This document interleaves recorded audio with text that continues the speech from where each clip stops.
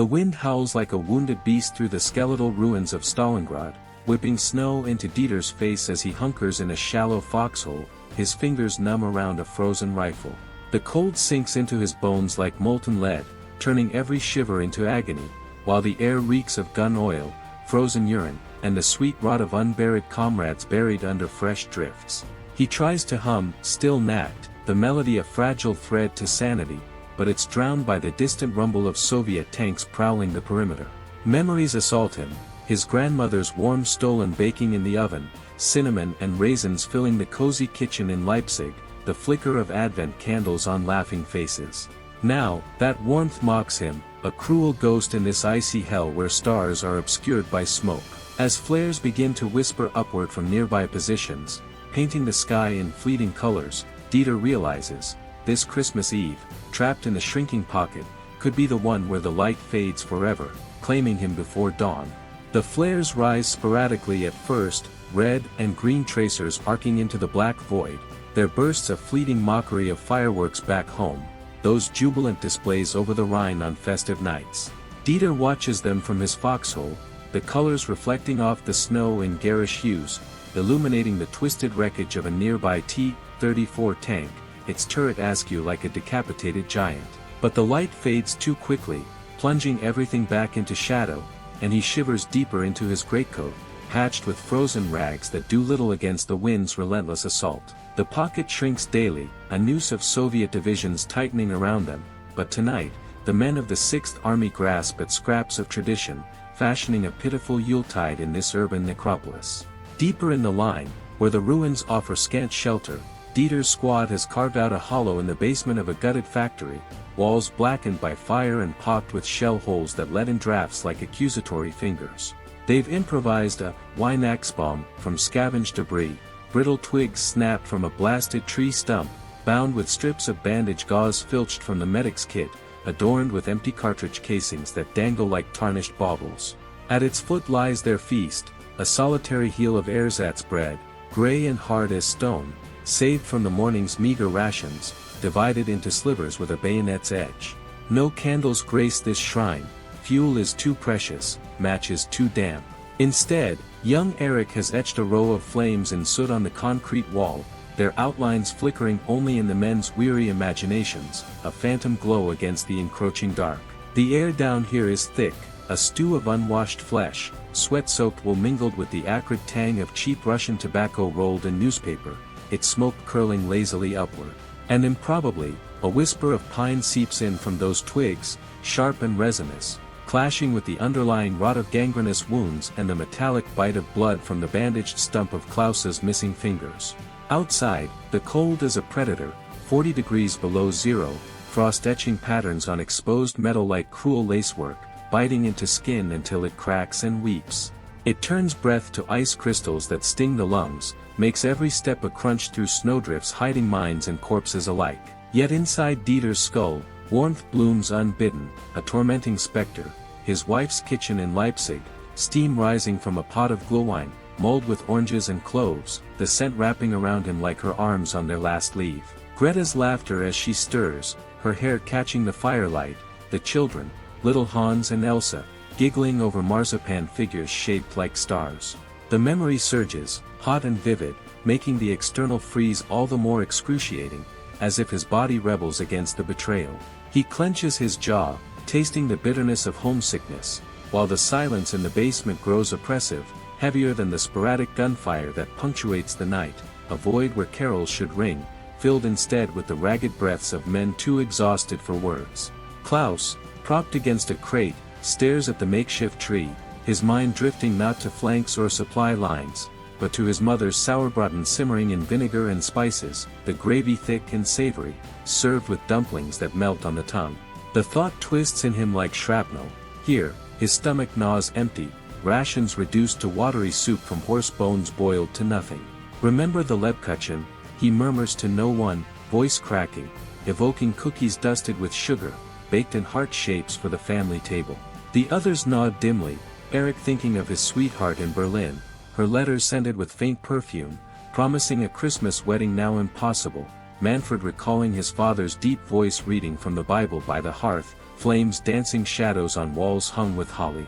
These ghosts haunt them, warm apparitions that heighten the chill, the smell of their own decay, weeks without baths, bodies rank with fierce sweat and cordite, blending grotesquely with the tobacco haze and that elusive pine whisper, a sensory assault that underscores the irony. Holiness desecrated, the sacred night profaned by war's unyielding grip. As more flares whistle up from adjacent positions, coordinated by some unspoken accord across the pocket, the men stir. Dieter passes a sliver of the bread, its crust crumbling like ancient parchment, each bite a sacrament laced with despair. They chew slowly, savoring the illusion of abundance, while outside the artillery grumbles low, a profane undertone to their quiet. Eric sketches another flame on the wall, his charcoal-stubbed fingers trembling, as if willing light into existence. But the silence weighs on, broken only by a comrade's stifled sob. Manfred, perhaps, envisioning his wife's embrace, the soft wool of her sweater against his cheek, now replaced by the rough scrape of his lice-ridden collar. No maps unroll here. Strategy is for the generals in their distant warmth. These soldiers dwell in the personal, the ache of absent feasts, the phantom heat of loved ones' touch, memories that burn brighter than any flare, yet illuminate only the depth of their isolation. The flares multiply now, a cascade of color blooming overhead, red stars and green comets that briefly paint the ruins in festive light, but reveal horrors below, frozen sentries slumped at posts, craters brimming with snow-veiled dead. In this pathetic vigil, they cling to fragments, the holy eve a fragile bubble amid the encirclement's crush, where warmth is memory alone, and the cold claims everything else. The flares continue their ascent, more insistent now as the last vestiges of daylight bleed away, the sun dipping below the jagged skyline of gutted buildings like a wounded soldier slinking into cover. Christmas Eve envelopes the pocket in a deepening indigo, the temperature plummeting with predatory swiftness, frost crystallizing on eyelashes and rifle barrels alike, turning the world into a brittle, unforgiving sculpture. Dieter hauls himself from the foxhole, boots crunching through the crust of snow, and joins the others in the factory basement, where the air hangs heavier, laced with the collective exhale of men grasping for solace. The wind outside moans through fissures in the walls, carrying snatches of distant commands in Russian, ghostly reminders that the Ivans press closer, their encirclement a living barrier of steel and flesh. In this shadowed hollow, the ritual unfolds tentatively, a desperate bid for connection amid the isolation. Manfred, the oldest among them with a beard frosted white like a premature Santa, produces a battered flask from his inner pocket, a quarter full of looted vodka, its bite sharp as betrayal but warm as forgotten summer. "For die heilig Nacht," he rasps, uncorking it with fingers gnarled by cold, the liquid sloshing faintly like a heartbeat in the quiet. They pass it clockwise, each man sipping sparingly, the burn tracing fire down throats raw from shouting orders and choking on dust. Dieter feels it ignite in his belly, a fleeting ember that clashes with the ice encasing his limbs, evoking the spiced warmth of his family's Glühwein back in Leipzig, poured from a steaming pot into mugs clutched by Greta's soft hands, the steam curling like incense in their lamplit parlor. The vodka tastes of potatoes and despair, mingled with the basement's fetid bouquet, unwashed skin, tobacco ash, and that persistent pine whisper, but for an instant, it binds them, these strangers forged into brothers by the siege. As the flask circles, Eric begins the hymn, his voice a whisper at first, barely audible over the creak of settling rubble. "Still Nacht, heilig Nacht." The words emerge soft, tentative, as if testing the air for betrayal, for the enemy ears that might lurk in the shadows beyond.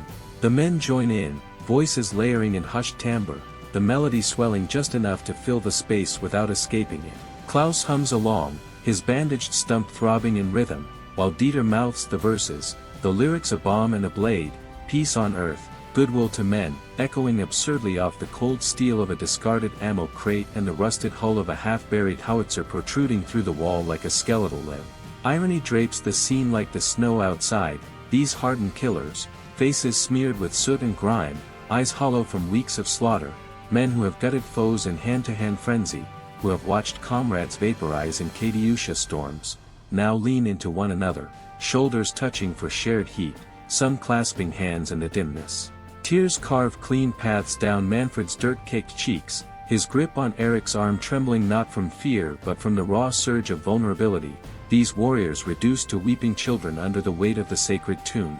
The carol builds, alles schlaft, einsam wacht, its beauty a stark violation against the horror encircling them, the holy notes rebounding from concrete scarred by bullets, clashing with the faint metallic tang of blood seeping from Klaus's wound. Yet warmth flickers in the intimacy, a deceptive glow. Dieter's mind drifts to Greta unwrapping gifts by the tree, her fingers delicate on ribbon, the scent of roasted goose wafting from the oven, fat crackling in the pan. The memory hurts, a sweet agony amplified by the vodka's haze, making the cold's grip feel like punishment for daring to recall. They sway slightly, arms linked now, the song of fragile web holding them together, dirty faces softened in the illusory light from a single shielded lantern, its flame dancing like the advent wreaths of home. But dread lurks beneath, a coiled serpent in their guts, poisoning the ritual's warmth. Every snap of a twig outside, perhaps just the wind snapping brittle branches, sends hearts racing, hands twitching toward rifles stacked nearby, fingers hovering over triggers slick with frost. Quiet, Klaus hisses mid-verse as a distant crunch echoes, maybe footsteps in the snow or illusion born of paranoia. They freeze, voices dying, the silence rushing back heavier than before, pregnant with the lie of peace. They know it, deep in their marrow, this eve is no sanctuary. The Soviets prowl the perimeter, their snipers patient as winter itself, waiting for a silhouette against a flare's glow.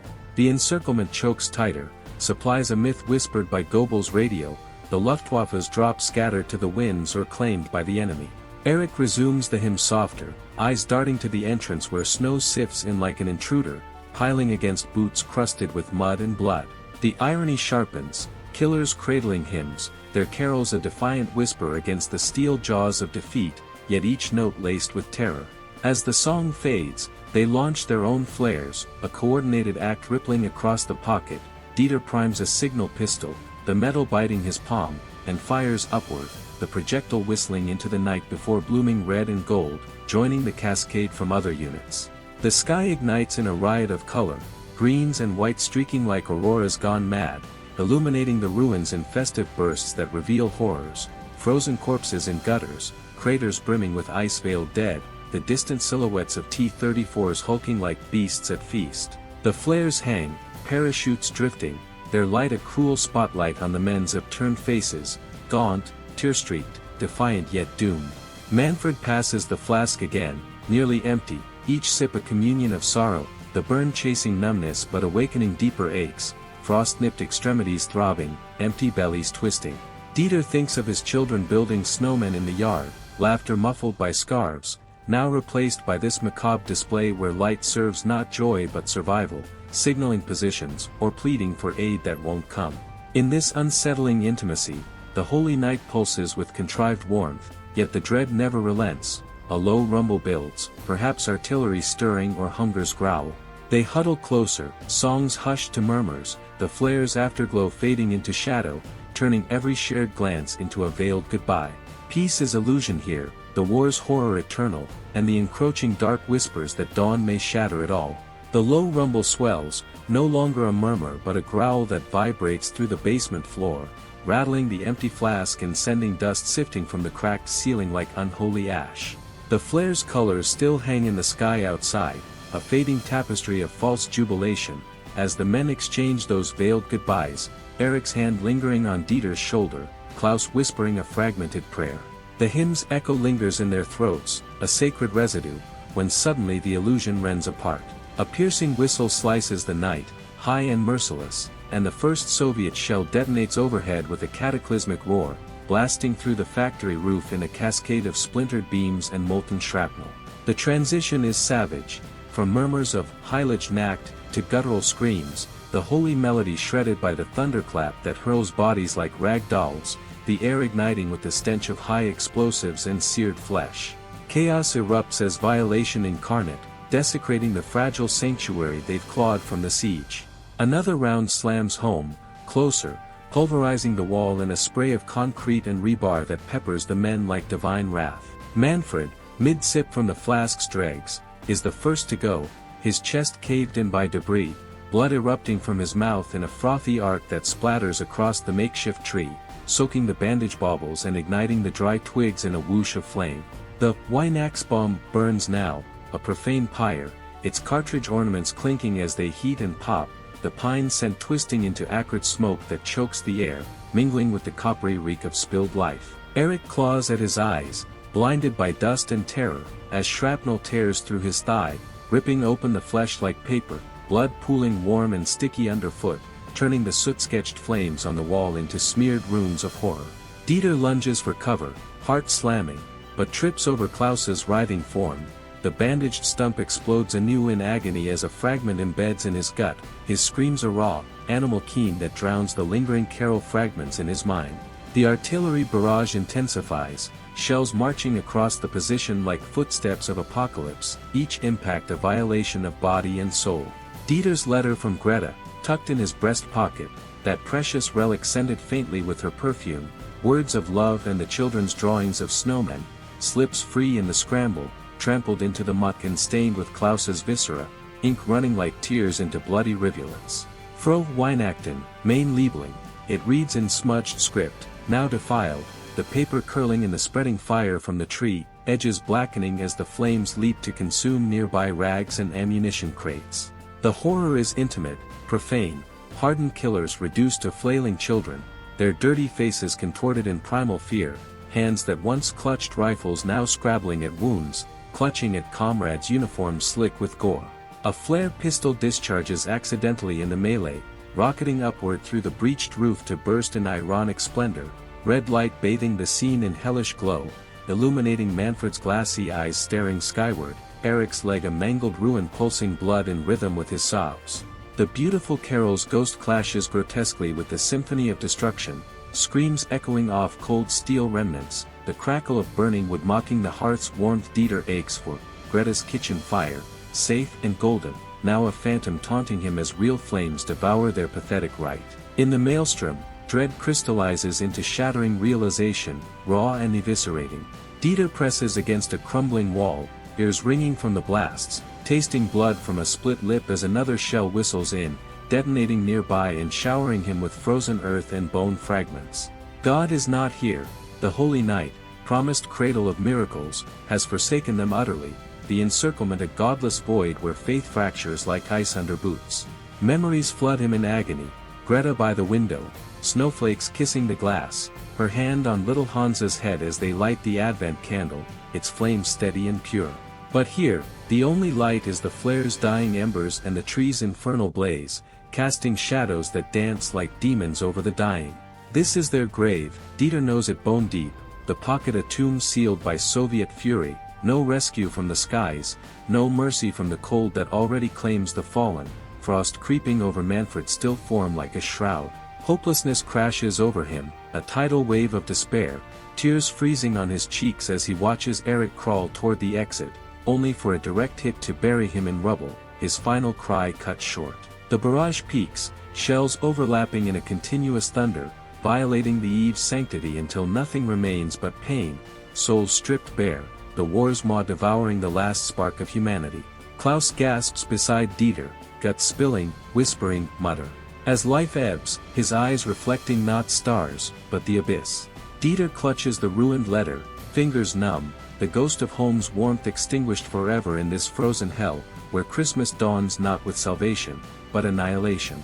Dawn filters through the haze, a pallid sun clawing over the horizon on Christmas morning, casting long shadows across Stalingrad's frozen expanse. The landscape lies silent, unnaturally still, no gunfire, no engines, only the faint sigh of wind sculpting snow into drifts over the ruins. Fresh powder has fallen thick overnight, a deceptive blanket softening the jagged edges of bombed-out factories and streets, burying shell craters under virgin white, veiling the charred skeletons of vehicles in merciful anonymity. Bodies dot the scene, German soldiers frozen in grotesque repose, some slumped against walls, rifles slipped from numb fingers, faces crusted with ice, eyes wide in eternal vigil, others half interred in snow, limbs twisted like broken dolls, the frost claiming them as its own. In the shattered basement, the air hangs heavy with smoke's residue and the iron tang of blood now congealed. Manfred lies entombed under rubble, his beard singed, flask crushed beside him. Eric's mangled form protrudes from the collapse, his thigh a frozen ruin, harmonica absent but his youthful face locked in a silent scream. Klaus curls nearby, guts spilled and iced over, his bandaged stump a blackened claw.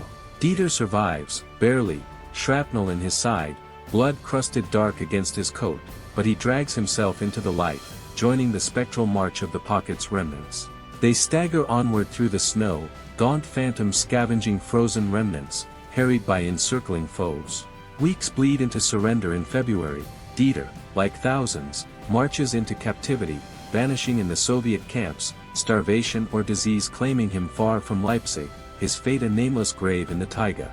Yet one artifact endures amid the desolation, the signal flare pistol, its barrel bent from the blast, lying half-buried beside the charred remnants of the twig tree. A single unused cartridge remains chambered, red star, primed but unfired in the chaos, its casing etched faintly with a comrade scrawl, für die Heilige Nacht. Snow dusts it gently, preserving the irony, a device meant to pierce the dark with false festivity, now frozen in failure, a relic of that desperate cascade of light swallowed by the night. In this hushed aftermath, as the sun climbs indifferent over the white tomb, the true theft reveals itself, not merely lives extinguished, but the essence of what made them human, dreams of warm hearths and children's laughter, faith in a silent night's promise, the fragile spark of hope amid horror, all buried under endless snow, lost forever in war's devouring cold.